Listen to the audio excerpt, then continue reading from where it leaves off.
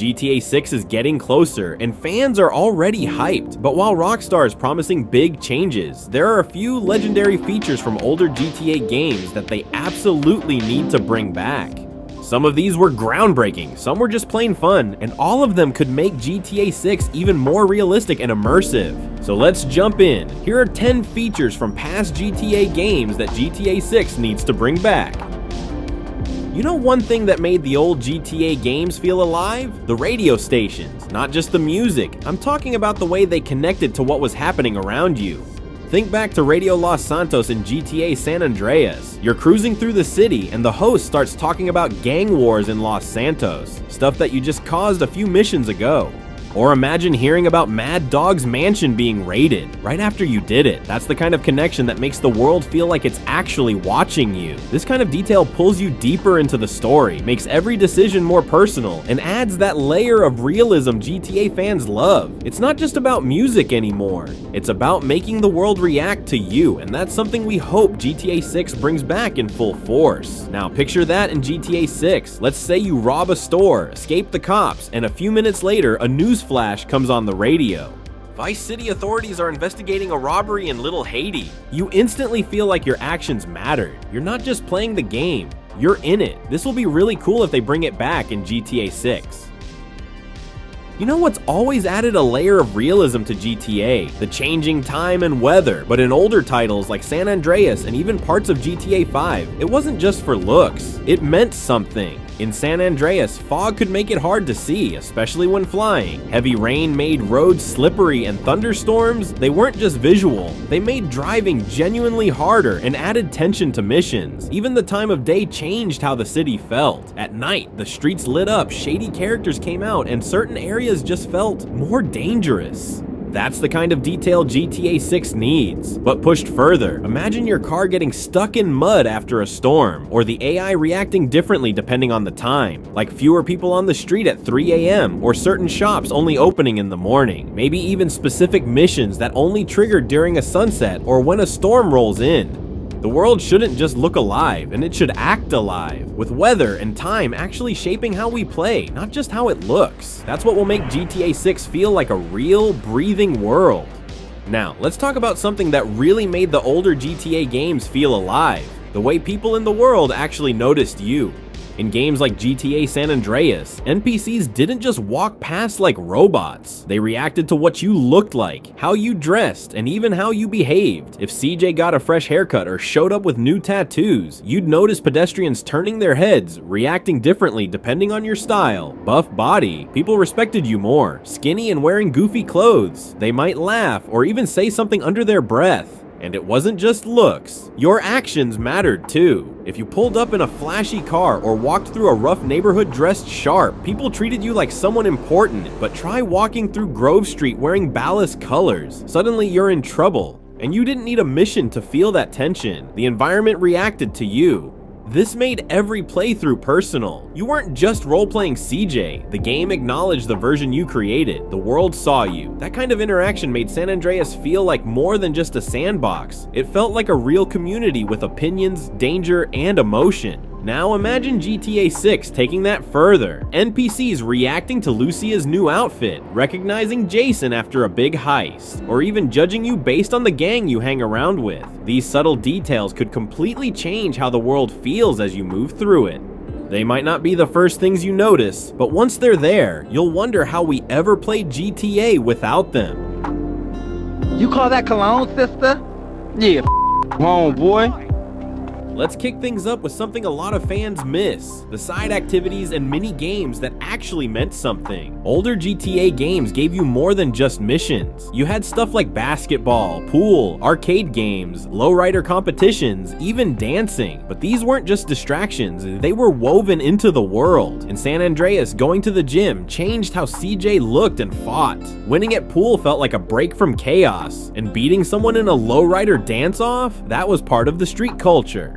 Even how much you ate or worked out mattered. You could get fat, skinny, muscular, or weak, and NPCs reacted to it. People commented on your tattoos, your haircut, your body shape. That level of detail made the world feel personal, like your choices were noticed. And it wasn't just San Andreas. Vice City lets you gamble, buy businesses, and unlock rewards. GTA 4 took it further with darts, bowling, comedy clubs, and even drinking with friends, all helping you connect with characters. These side activities gave the game rhythm, like moments to breathe and explore. If GTA 6 brings that back with even more depth, imagine Lucia playing poker in Vice Beach, or Jason learning to box in a street gym, or maybe mini games that improve skills, not just for fun, but with a purpose. That's what made the old games feel alive. They gave you something to do in between the chaos, and made it worth doing. Now let's talk about something every GTA fan loves: cars. And not just stealing them, but making them yours. The older games, especially GTA San Andreas and GTA 5, gave us tons of ways to customize our rides. You could change the paint job, install nitrous, add hydraulics, upgrade the engine, and even choose custom rims. It made your car feel personal, not just another vehicle on the street. But it wasn't just about performance, it was about expression. The type of car you drove, how it looked, and how it sounded said something about your character. Some players went for flashy sports cars with loud paint jobs, others cruised in lowriders with custom speakers and tinted windows. That freedom added a whole other layer to the game. GTA 6 needs to go even deeper. We're talking real tuning, engine swaps, suspension mods, better interiors, even things like custom dashboards or functional car gadgets. And of course, we want variety: trucks, bikes, off-road vehicles, and unique classics spread across different regions of the map. Whether you're a car enthusiast or just want a unique getaway vehicle, GTA 6 should make every car feel like it belongs to you, not just something you picked up off the street.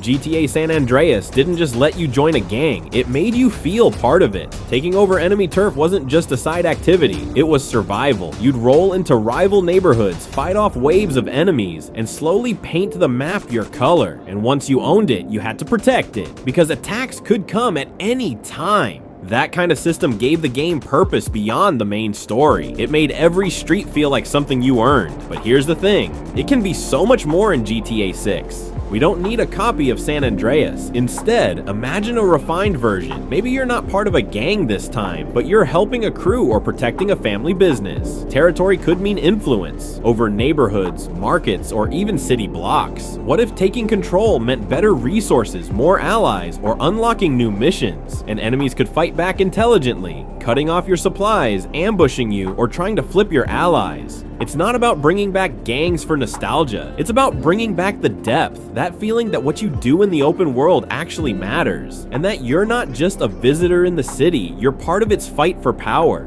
Back in GTA San Andreas, traveling between cities wasn't just about driving across the map. You could actually go to the airport, buy a ticket, and fly to another city. It was a small feature, but it made the world feel connected, real, and alive. Now imagine this in GTA 6, a massive world with multiple states or countries, and instead of fast traveling through a menu, you head to an airport, grab a ticket, and board a plane like a real traveler. It's that extra step that makes the game feel grounded. It's not just about realism, it's about making exploration more immersive. Maybe you watch your character wait in a lounge or walk across the runway to board. Maybe you can pick different airlines or flights with unique benefits, like flying economy versus first class, or using private planes when you get rich. And if GTA 6 really ends up with multiple large cities, or even countries like Vice City, Carcer City, or beyond, flying between them should feel like a journey, not just a loading screen. It's a small feature with a big payoff, adding realism, variety, and a stronger sense of scale to the world.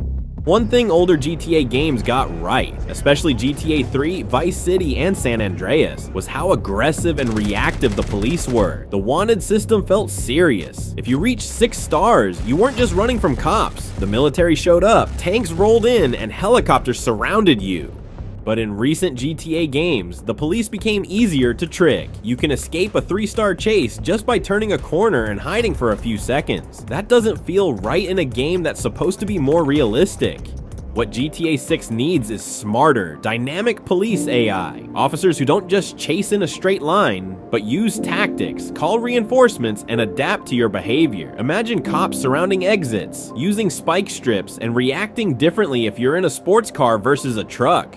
And the wanted level should actually reflect how dangerous you are. If you're just speeding, maybe you get a fine, but if you rob a store, hijack a car, and run over pedestrians, the city should feel it. More roadblocks, helicopters, SWAT, maybe even the National Guard at higher levels. Even better, make it harder to escape. If you've caused chaos in one part of the city, police should still recognize your face or vehicle later. Maybe they track you through traffic cams, or civilians call you in. It'd make the world feel more alive and make crime feel riskier, just like it should. You know how each GTA protagonist had something that made them feel unique?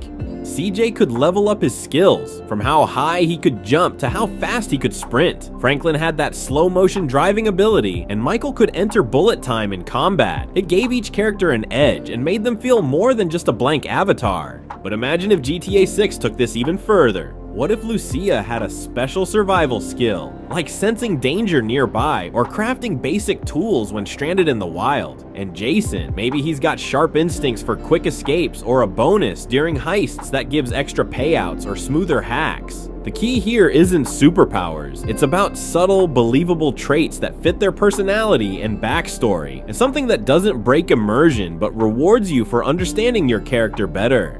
It would also add strategy. You might play certain missions with one character because their skill gives you an advantage, while others feel more intense depending on who you're controlling. We've seen it done before in small ways, even in Red Dead, where Arthur could slow time for hunting, but GTA 6 could bring it all together in a cleaner, more realistic way. This would keep the gameplay fresh while making you feel more connected to Lucia and Jason beyond just the storyline. Let's end with something that could truly set GTA 6 apart from every game before it: choices that actually matter. In older GTA titles, the story mostly followed a fixed path. Sure, you could choose between a few outcomes, like who lives or dies in GTA 4 or 5, but the world around you never really changed. What if GTA 6 flipped that? What if your decisions shape the open world itself, like choosing which gang to side with, and over time that gang takes over parts of the map? Or maybe how you handle certain missions affects whether a neighborhood becomes safer or more dangerous.